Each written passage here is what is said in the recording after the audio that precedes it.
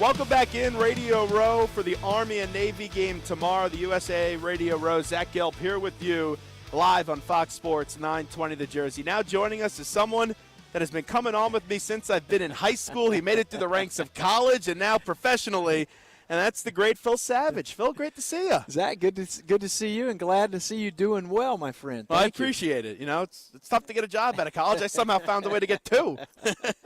Let's talk about Alabama, though. Because you do the games as a color analyst with Eli Gold, and it's a sensational broadcast. A little bit nervous for Alabama. I thought they were going to get in once you found the result that Ohio State took down Wisconsin, but how much nervous were you leading up to that Well, one? I would say that it was a very tenuous week for the Bama Nation. They were wearing their purple for TCU and their scarlet for Ohio State. Of course, the Horned Frogs were dismantled by Oklahoma earlier in the day on Saturday, so all their hopes pinned on Ohio State, and they were hoping for a Buckeye win, but not an impressive Ohio State win. And when that score came down 27-21, you felt like Alabama truly had a good shot at it. As it turned out, the committee said Bama's unequivocally better than these other conference champions. They're going in, and now Bama's set up for a three-peat rematch with Clemson. What does that game come down to? Well, this will be a different cast of characters in terms of the performers in the game. Alabama, of course, lost 7 prospects to the NFL draft last spring, so they've been reconstituted defensively. Jalen Hurts is in his second year as a starting quarterback for Clemson. They still have that dominant defensive front, and now Kelly Bryant has emerged throughout the season. I would say a couple things. Number one, turnovers are always a big part of any game, just like this Army-Navy game tomorrow. But secondly, third down conversions for Alabama. Zach, last year the Tide was 2 for 15 on third down. That gave Clemson the football back repeatedly, especially down the stretch. Clemson scored 21 points from play 80 to play 99. Wow. And so for Alabama, it's imperative that they stay below that number defensively. And what's your best defensive answer? When you're performing well on offense. So they've got to improve and put themselves in position 3rd and 3, 3rd and 4, 3rd and 5, so that they can keep Jalen Hurts' legs in the equation to go convert and move the sticks. And then the other semifinal game, Oklahoma and Georgia, what's the difference maker in that one to you? Well, I haven't studied either team as closely as I will over these next few weeks, but, you know, for Oklahoma, they want to turn it into a track meet. For Georgia, they want to turn it into a wrestling match. And I think for Georgia, very similarly to Alabama, their best defense is going to be a good offense. So that means being willing to throw the ball on first down, put Jake Fromm in a comfortable position that way so he's not looking at 3rd and long and exotic defenses in that situation. And then if they can run the ball and play keep away, limit the possessions that OU gets, to me that would be Georgia's formula.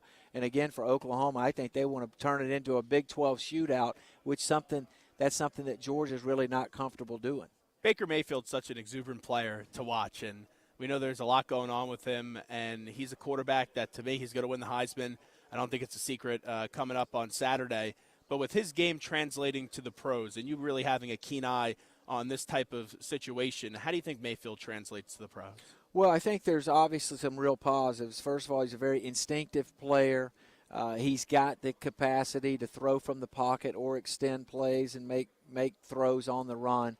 The downside of Baker Mayfield, though, is going to be, does an NFL team see him as somebody that they're going to have to shape an entire offense around? In other words, is he a plug-in to a traditional NFL system, or are you going to have to make some accommodations for him? I personally think that you'd have to make some accommodations for a 6-foot quarterback.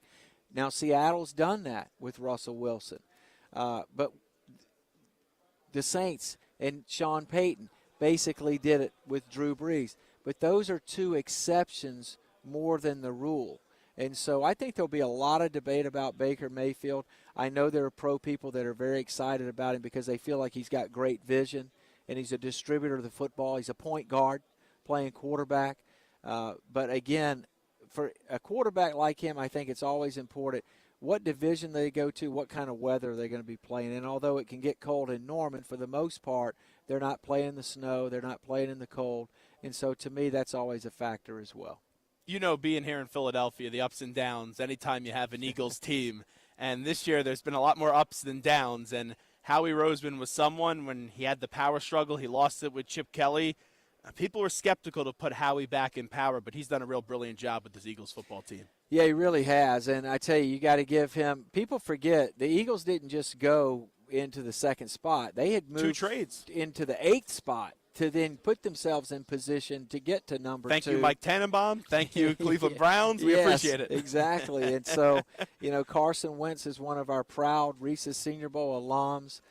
He's just done a phenomenal job. And, you can sense the realness to Carson in terms of what he is as a person, the intangibles, and then you combine that with the ability, and it looks like they've got an answer for at least the next decade. And Howie deserves all the credit for that in terms of being able to pull it off and then now put some pieces around Wentz offensively and reconstitute their defense. And, it's going to be interesting to see how far they can really go this year in the playoffs. You have some quarterback matchup this weekend with Goff and Wentz, though. Yeah, how about that? Out in L.A., of course, the unfortunate circumstance with these fires and all. But I tell you, the turnaround for the Rams has been amazing to me. I actually went to one of their practices back in May, and I was like, I don't know if these guys are very good or not. And here they are.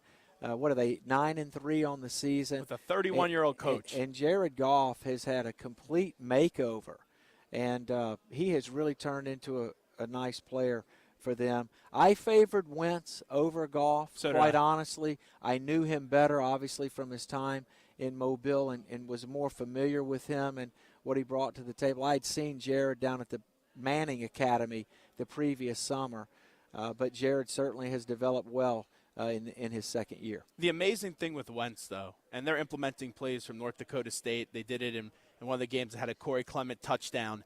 Is just you have a guy that's so cool, calm, and collective from the football he was playing in his second year in a city like this, MVP level, and he looks like he's been doing this for 10, 11 years. Yeah, he seems really unfazed by all of it, and I think it's partially a lot of it is because he's so grounded, from a spiritual standpoint, from a family standpoint. He's got, tremendous support at the very foundation of his life. And I think it takes that because, look, when these quarterbacks go into the cockpit of the space capsule in April, essentially, they're not coming out until you're eliminated from the playoff. And it's a grind. And Carson's handled it beautifully so far. Before we let Phil Savage run this game, Army-Navy, that we're here for a reason. It's such a special game. I got a chance to see Jeff Monken's team play this year, Kenny Amatulolo's team play as well.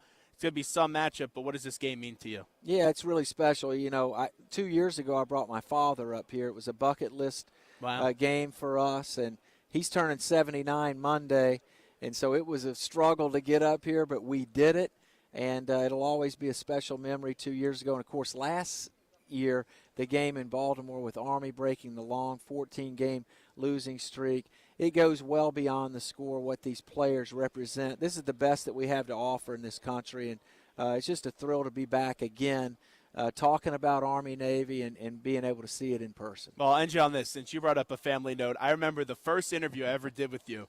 Your daughter was very young, and she was crying in the back seat. And I got a text message from you after the interview, and you go, I apologize. She was crying. I go, Phil, I have no clue what you're talking about. You couldn't hear a single thing. So how's your daughter? She's good. She's 6 now. And, wow.